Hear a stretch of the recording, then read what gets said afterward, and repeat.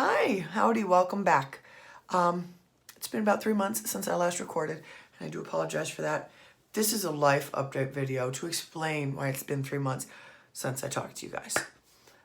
So give it about 10-15, you'll probably be up to date on everything.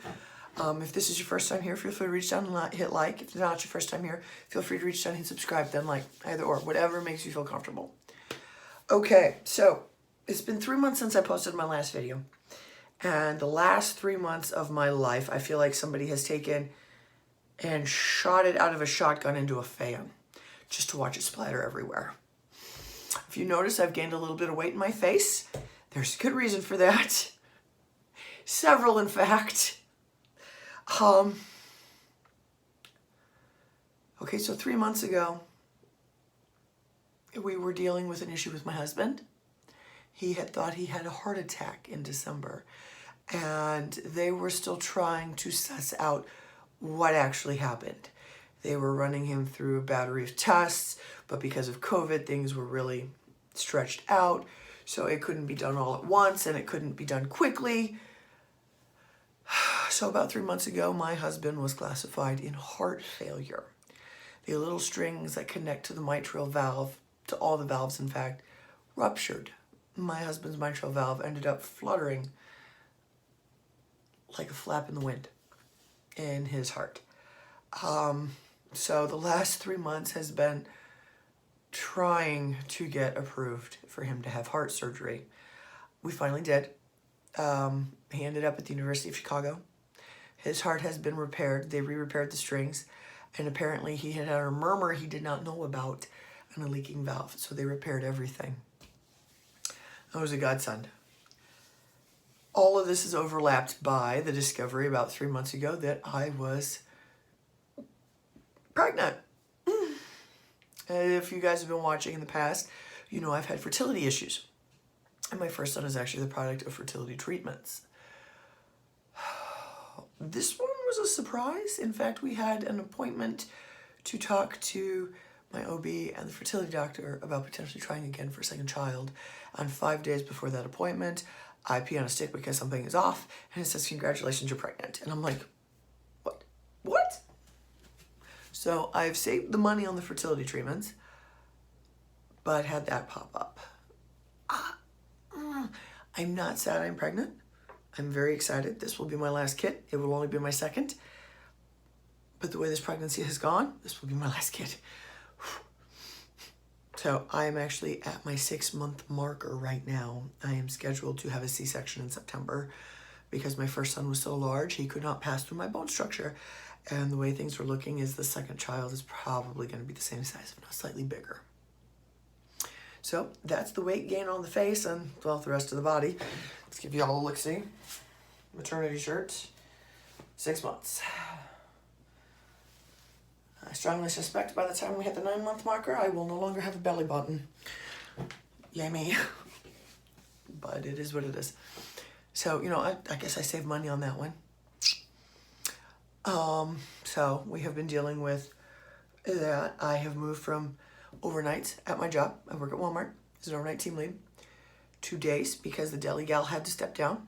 And I'm not gonna lie, I was looking forward to coming back to days. It saved me money on my babysitter, gave me more time with my family.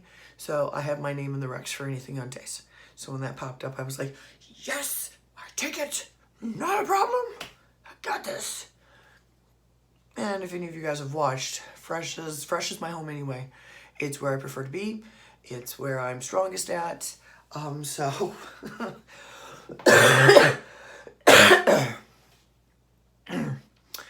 and if you're questioning the cough, and this is the next factor in my last 3 months, COVID. Me and my entire family, and that includes my parents, my siblings, my son, my husband, my brother-in-law, you name it, all 8 of us popped positive with COVID at the same time. About a month ago. Yeah, about a month ago, actually. For most of my family, it was something that was easily managed. One of my family members, it was just like a sinus infection. Another one, it was just an earache and a lot of absolute exhaustion. And then there was me, who, 5 months pregnant, escalated into bilateral pneumonia COVID pneumonia. And the ER doctor told me something I did not know, that COVID pneumonia, in a lot of cases, is viral pneumonia. Not always. Sometimes you can have a secondary infection that's bacterial, but a lot of times it's viral pneumonia, and there's not much they can do about it. I was getting x-rays on a day-to-day basis as they measured the increase in size in both of my lungs with the pneumonia. I'm not going to sugarcoat it. That was one of the worst rounds of pneumonia I've ever had in my life, and that would be the 5th time I've had pneumonia. I was coughing blood up by the mouthful out of my lungs. It slurries your lungs, and they told me that actually it causes long-term and lasting scarring and damage to your lung tissue. So my voice sounds a little deeper.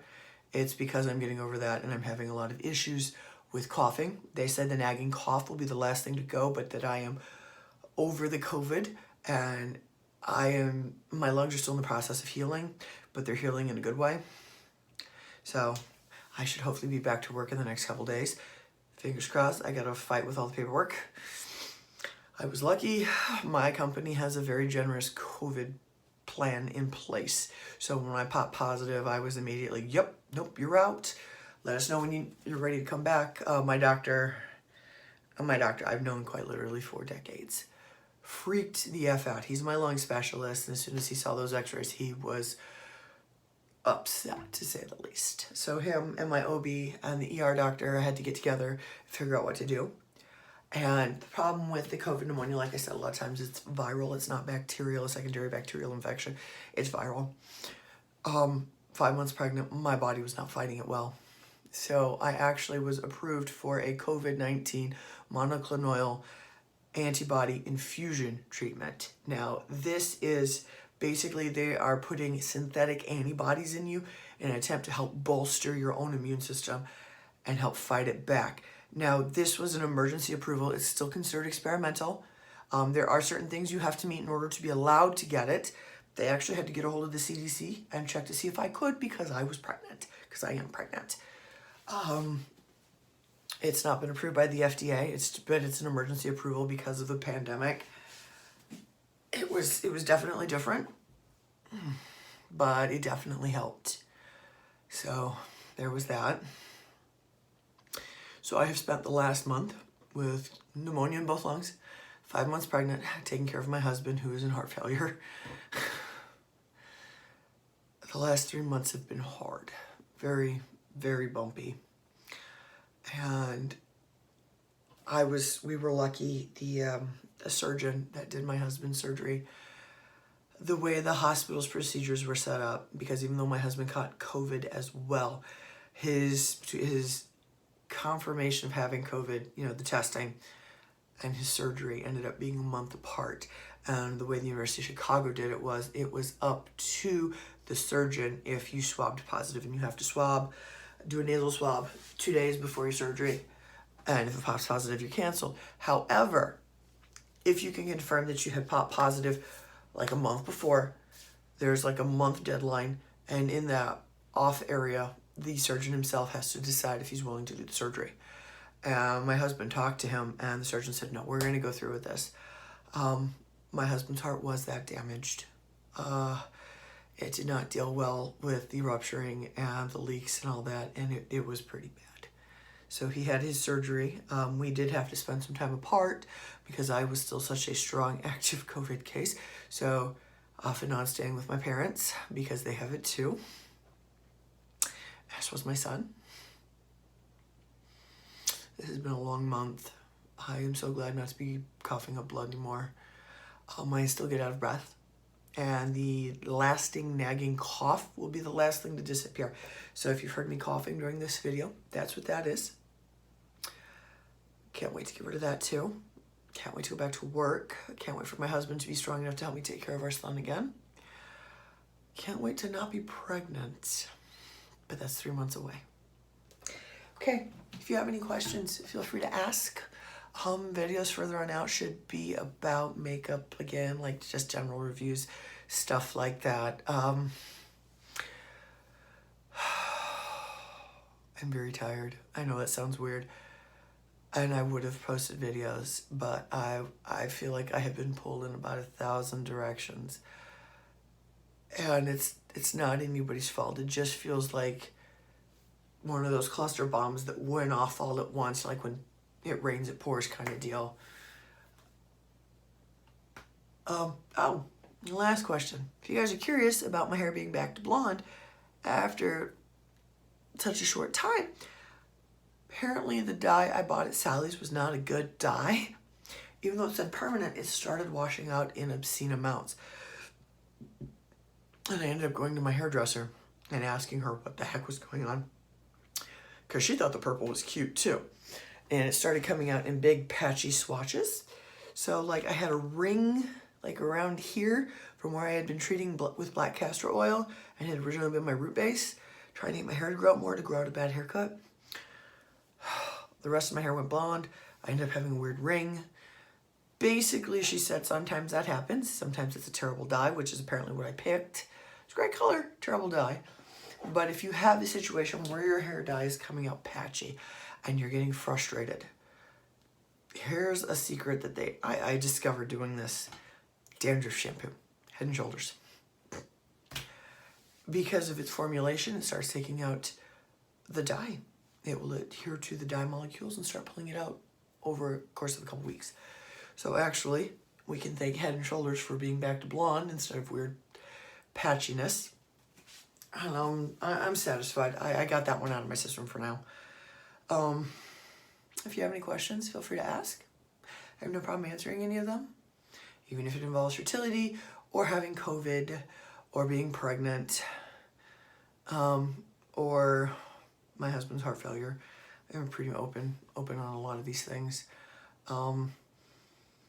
Honestly, with his heart failure, there's only so much I can explain because I'm not the one actually that was in heart failure. But if you have questions and I think I can help, I'll answer them. Not a problem. Answer any questions you got about COVID or about, being pregnant, fertility issues. Not an issue. Okay? Thanks. I will definitely have more videos up here real soon. I kind of feel like I'm finally at the end of this cluster bomb and that shortly I should have a little bit more breathing room. Like, I feel like the last 3 months has been one long, frustrating, anything that couldn't go wrong, did go wrong, panic, anxiety attack. Plus side, the day he had his surgery, the blood pressure issues they were questioning started going down. So apparently that was anxiety as well. And I guess there's only so many ways you can deal with things and still keep your crap together. Something's bound to loosen. So I guess that was it for me. Okay, guys, have a nice night. Be safe. In case you're curious, yes, I've had the COVID vaccination. I do recommend it. It's not terrible. I've had worse with a tetanus shot. If you have any questions about that too, I'll be happy to answer. Have a good night. Be safe. If you choose to get a vaccination, awesome. Follow your rules in your state. If you choose not to, still be safe. Wear a mask where appropriate and wash your hands. Thanks and have a good night.